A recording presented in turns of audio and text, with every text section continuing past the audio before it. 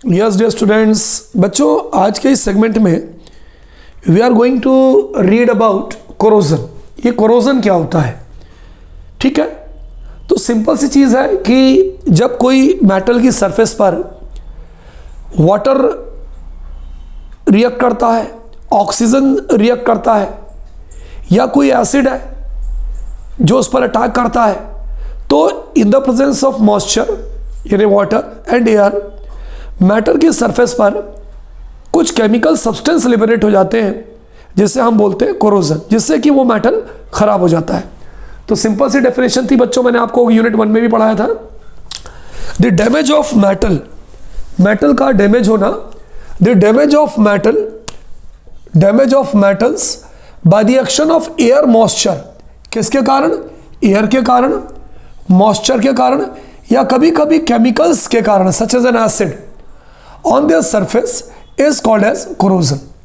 Simply the damage of metals by the action of water, that is moisture, air or sometimes chemical substances such as acid on their surface is called as corrosion. Corrosion किसी का भी हो सकता है। Corrosion may be of copper, corrosion may be of silver, corrosion may be of aluminium। लेकिन बच्चों यदि हम आयरन का corrosion पढ़ेंगे, ये बहुत ही इंपॉर्टेंट चीज है। The corrosion of iron is called rusting. कभी कभी बच्चों हमसे एग्जामिनेशन में पूछा आता है what is rusting. So the corrosion of iron metal is called rusting, यानी वही है the damage of metals iron metal. यदि आपको अलग से डेफिनेशन लिखनी है, so the damage of iron metal by the action of air moisture और chemicals such as an acid on their surface is called, corrosion नहीं बोलोगे आप, is called rusting. So whenever anyone asks to you, बच्चों, Tiwari sir, what do you mean by rusting? So you will say that the corrosion of iron metal is called rusting. कभी कभी बच्चों हमारे paper में rust का formula पूछते हैं कि what is the formula of rust? ये मैंने आपको यूनिट 1 में भी पढ़ाया था। So it is Fe2O3.XH2। इसको हम बोलते हैं हाइड्रेटेड, क्योंकि वाटर जुड़ा है। वाटर जहाँ भी जुड़ेगा उसे हम बोलेंगे hydrated iron third oxide. Roman word में थर्ड लिखते हैं। यहाँ पर ये क्वेश्चन है कि तिवारी सर यहाँ थर्ड क्यों लिखा है? Because here the valency of iron is 3। Iron की 2 वैलेंसी होती है, +2 +3। So here iron will be present in the form of third oxide. So the formula of rust is Fe2O3.XH2O and it is called as hydrated iron oxide। बच्चों हमारा अगला topic है जो हमें पढ़ना है कि what are the conditions for rusting of iron. कभी कभी हमारे पेपर में पूछा जाता है कि आयरन की रस्टिंग के लिए कौन कौन सी कंडीशंस होती हैं। तो जैसा कि हमने पिछली डेफिनेशन में बताया कि हमारे लिए एयर ज़रूरी है और हमारे लिए वाटर ज़रूरी है रस्टिंग के लिए। तो इसके आंसर में आप लिख सकते हो कि presence of air that is oxygen, एक ही चीज़ है, and presence of water that is moisture, एक ही चीज़ है। तो ये जो दोनों चीज़ें हैं बच्चों, ये आपको रस्टिंग के लिए ज़रूरी है। कभी कभी बच्चों हमारे पेपर में क्वेश्चन पूछा आता है कि how will you prevent rusting. आप रस्टिंग को कैसे बचाओगे? जो लोहे के ऊपर जो जंग लग जाता है उसको प्रिवेंट कैसे करोगे? तो बच्चों नंबर 1 बाय पेंटिंग। यदि हम कलर कर दें, पेंट कर दें, आयरन ऑक्साइड का पेंट कर दें, तो उससे सरफेस जो आयरन की होगी वो मॉइस्चर या एयर के कॉन्टेक्ट में नहीं आएगी, तो by painting. Second, by applying grease और ऑयल। ग्रीस और ऑयल, कोई चिकनी चीज़ अगर हम मेटल के ऊपर लगा देते हैं तो अगर पानी गिरता है या मॉइस्चर हो तो स्लिप हो जाती है, वो मेटल के कांटेक्ट में नहीं आता है। तो बाय अप्लाइंग ग्रीस और ऑयल। सबसे इंपॉर्टेंट प्रोसेस बच्चों जो हमसे पेपर में पूछी जाती है वो है galvanisation. By the process of galvanisation we can prevent rusting of iron. ये गैल्वेनाइजेशन क्या होती है बच्चों? The process of depositing a thin layer of zinc metal. ये ध्यान रखिएगा, the process of depositing a thin layer of zinc metal on the surface of iron object is called galvanization। जो iron का object है उसके ऊपर हम क्या करते हैं, जिंक मेटल की एक लेयर लगा देते हैं। तो जिंक मेटल की लेयर के कारण वो जो आयरन का ऑब्जेक्ट है वो मॉइस्चर या एयर के कांटेक्ट में नहीं आता और इस तरह से उसकी रस्टिंग नहीं होती। तो गैल्वेनाइजेशन। कभी कभी बच्चों अलग से क्वेश्चन आता है what do you mean bye galvanisation. तो आप इसका आंसर क्या लिखोगे? The process of depositing a thin layer of zinc metal on the surface of an iron object। ये आयरन ऑब्जेक्ट है, इसके ऊपर जिंक मेटल की एक लेयर लगा दो तो ये मॉइस्चर या एयर के कांटेक्ट में नहीं आएगा, यानी इसकी रस्टिंग नहीं होगी। अगला बाय टिन प्लेटिंग या क्रोमियम प्लेटिंग, ये भी कुछ गैल्वेनाइजेशन जैसा ही होता है। अगर हम जिंक मेटल की लेयर लगा रहे हैं, ध्यान रखिएगा, if the layer of zinc metal is deposited then only it is called galvanisation. लेकिन हम इसको क्या प्रिवेंट कर सकते हैं? टिन की प्लेटिंग भी कर सकते हैं, क्रोमियम मेटल की प्लेटिंग भी कर सकते हैं, लेकिन यदि जिंक मेटल की प्लेटिंग करोगे तब हम इसको गैल्वेनाइजेशन कहेंगे। Next, by alloying with stainless steel, यदि मान लीजिए कि आयरन को हम स्टेनलेस स्टील में कन्वर्ट कर दें तो भी उसके अंदर रस्टिंग नहीं होगी। तो कभी कभी बच्चों हमारे पेपर में क्वेश्चन आता है, how can we prevent rusting? So by painting, by applying grease और oil on the surface of metal. Next, by galvanization, that is the process of depositing a thin layer of zinc over the surface of iron metal. Next, by tin plating or chromium plating. Next, by alloying with stainless steel. तो जो points है बच्चों important है, note down in your copy.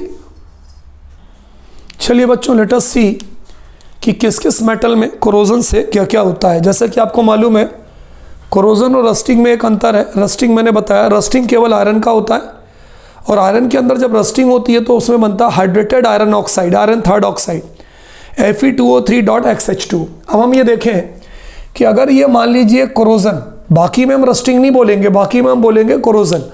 अगर iron का corrosion होता है तो क्या होता है, सॉरी एल्यूमिनियम का कोरोजन होता है तो क्या होता है बच्चों? जब एल्यूमिनियम का कोरोजन होता है तो here a dull layer of aluminium oxide is formed, यानी धुंधली लेयर बन जाती है, व्हाइटिश। एल्यूमिनियम ऑक्साइड का फार्मूला होता है L2O is formed on the surface of aluminium object on exposure of air and moisture. तो यहाँ पर आपको ये याद रखना है पेपर के हिसाब से कि dull layer of aluminium oxide is formed, कि अगर एल्यूमिनियम का कोरोजन होगा तो क्या बनेगा? आयरन में क्या बनता था? Iron third oxide, hydrated iron third oxide. लेकिन अगर यहाँ पर आपसे कोई पूछे कि एल्यूमिनियम के कोरोजन का फार्मूला क्या होगा तो आप बोलोगे तिवारी सर Al2O3, इसे हम क्या बोलेंगे? Aluminium oxide. तो ये ध्यान रखिए कि एल्यूमिनियम का जब भी कोरोजन होगा, रस्टिंग तो होगी नहीं, रस्टिंग तो केवल आयरन में होती है, तब जो कंपाउंड बनेगा वो बनेगा एल्यूमिनियम ऑक्साइड। कैसी लेयर बनती है? डल लेयर। तो उसका फार्मूला होता है Al2O3 और नाम होता है एल्यूमिनियम ऑक्साइड। कब? When aluminium object comes on the contact with air and moisture. चलिए अगला देखते हैं भाई। अगला है हमारा कोरोजन ऑफ कॉपर। कॉपर का कोरोजन होगा तो क्या होगा बच्चों? In case of copper a green coating of basic copper carbonate is formed. यहाँ पर जो है डल लेयर बनी थी, यहाँ कॉपर कार्बोनेट की एक ग्रीन कलर की एक लेयर बन जाएगी। कहाँ? On the surface of copper metal. कब? When it will comes in contact with air and moisture. तो ध्यान रखिए यहाँ पर डल लेयर बन गई है, धुंधली लेयर बन गई है जो एल्यूमिनियम ऑक्साइड की है, और यहाँ पर कॉपर के अंदर अगर कोरोजन होगा, रस्टिंग नहीं होगी, रस्टिंग केवल आयरन में होती है, तो यहाँ पर एक ग्रीन कलर की एक लेयर बन जाती है उसके ऊपर, सरफेस के ऊपर, कॉपर के ऊपर। कब? When it comes in contact with air and moisture. अगर कोई बोले भाई फार्मूला क्या होता है कोरोजन ऑफ कॉपर का, तो कोरोजन ऑफ कॉपर का हमारा फार्मूला होगा CuCO3.CuOH2। ये तो हमने लिखा कॉपर कार्बोनेट, लेकिन कॉपर कार्बोनेट कैसा है? बेसिक है, तो CuOH2। इसको हम क्या बोलते हैं? Basic copper carbonate. तो कोई अगर आपसे बोले भाई कॉपर है, कॉपर के अंदर कोरोजन होगा तो क्या होगा? So will say that a green coating of basic copper carbonate is formed on the surface of copper when it will comes in contact with air and moisture. Is it clear? Formula क्या होगा बच्चों? CuCO3.CuOH2। इसे हम बोलते क्या है? Basic copper carbonate. Now finally बच्चों let us see the corrosion of silver. भाई सिल्वर में क्या होता है बच्चों? क्या होता है कि जो एयर होती है, एयर के अंदर एक गैस प्रेजेंट होती है हाइड्रोजन सल्फाइड, जिसका फार्मूला होता है H2S। तो यहाँ सिल्वर जो होती है वो भी एयर और मॉइस्चर से रिएक्ट करती है, लेकिन बेसिकली ये एयर में प्रेजेंट हाइड्रोजन सल्फाइड से रिएक्ट करती है। तो सिल्वर जब हाइड्रोजन सल्फाइड से रिएक्ट करती है तो ये बना लेती है Ag2S। Ag2S का नाम है सिल्वर सल्फाइड, सिल्वर की लेयर के ऊपर, जिसके कारण सिल्वर का कलर ब्लैक हो जाता है। तो यहाँ पर क्या होती है बच्चों? अ black coating of silver oxide is formed. जब कोरोजन होता है सिल्वर का, जिसका फार्मूला Ag होता है, तो black coating of silver oxide is formed on the surface of silver metal on exposure to air and moisture. Moisture मतलब जब वो एयर और पानी के कांटेक्ट में आता है। लेकिन बेसिकली यहाँ पर सिल्वर जो रिएक्ट करता है, it reacts with hydrogen sulphide gas present in air. Basically sulphur की रिएक्टिविटी ज़्यादा होती है। तो अगर कोई आपसे पूछे कि कोरोजन ऑफ सिल्वर का फार्मूला क्या होगा, तो जो अक्सर ये पेपर में पूछा आता है MCQs वगैरह में, तो आप बोलोगे Ag2S और इसका नाम क्या होगा, सिल्वर सल्फाइड। तो बच्चों अभी तक मैंने आपको जो कोरोजन पढ़ाया, क्या पढ़ाया? Number 1 aluminium. Corrosion of aluminium takes place due to formation of aluminium oxide on the surface of aluminium. Is it clear बच्चों? Dull layer is form. दूसरा मैंने आपको बताया कॉपर कि green colour coating of basic copper carbonate is formed on the surface of copper metal on exposure to air and moisture. तीसरा बच्चों मैंने आपको पढ़ाया corrosion of silver, that is black colored coating is formed on the surface of silver metal on exposure to air and moisture. Basically यहाँ पर किससे reaction होती है? Hydrogen sulphide gas which is present in air. Is it clear? Formula क्या होगा बच्चों? Corrosion of silver का formula क्या होगा? Ag2S, जिसे हम बोलते हैं सिल्वर सल्फाइड। ठीक है, इसे नोट कर लीजिए। Most important from MCQs point of view, note down in your copy बच्चों हमारा अगला टॉपिक है what is an alloy. Alloy क्या होते हैं बच्चों? The homogeneous mixture of two or more metals is called an alloy. यहाँ पर हम एक वर्ड यूज करते हैं बच्चों, homogeneous mixture. It means that mixture in which metals are completely mix together. So whenever anyone asks to you what is mean by alloy, the homogeneous mixture of two or more metals is called an alloy. अब बच्चों alloy की क्या क्या properties होती है? पहली, they are stronger than the pure metal. बच्चों अगर हम कोई एक प्योर मेटल लें और उसका एलॉय बनाएं मिक्स करके, तो जो एलॉय बनेगा, जो मिक्सचर ऑफ मेटल्स होगा, that will be more stronger as compare to the pure metal. Second, they are harder than the pure metal. Third, they are more resistant to corrosion. If pure metal will be there, it may corrode, but if metal is mixed with several metals to form an alloy, then they are more resistant to corrosion. More resistant मतलब बच्चों उनमें corrosion easily नहीं लगता। तो English की terminology में हम उसको बोलते हैं they are more resistant to corrosion. They have lower melting point than the pure metal और constituent metal. Pure metal का melting point ज़्यादा होता है, लेकिन अगर हम प्योर मेटल को मिलाकर उसका एलॉय बना दें तो उसका मेल्टिंग पॉइंट कम हो जाता है। They have lower electrical conductivity than the pure metal. Single है, उसकी इलेक्ट्रिकल कंडक्टिविटी ज़्यादा होगी, मिक्स कर देंगे तो उसकी इलेक्ट्रिकल कंडक्टिविटी कम हो जाएगी। तो एलॉय बच्चों स्ट्रॉन्गर होते हैं than the pure metal, alloy are harder than the pure metal, they are more resistant to corrosion than the pure metal, they have lower melting point than the pure metal and they have the lower electrical conductivity than the pure metal.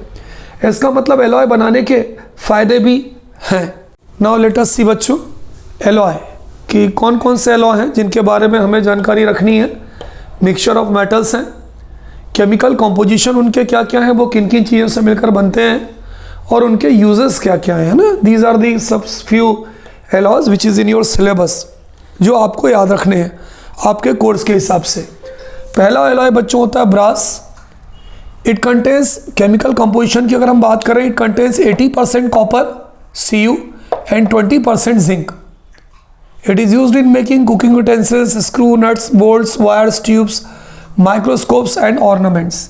तो paper में आपसे पूछते हैं कि write down an alloy of copper, तो आप लिख सकते हो कि alloy of copper is bronze. तो अगला एलॉय बच्चों हमारा है bronze. It contains 90% copper and 10% tin. Tin का फार्मूला होता है Sn। इससे क्या क्या चीज़ें बनाई जाती हैं बच्चों? Statues, coins, cooking utensils, medals, ships, propellers. जहाज को आगे बढ़ाने वाले जो इक्विपमेंट्स होते हैं उनको बोलते हैं शिप्स, प्रोपेलर्स।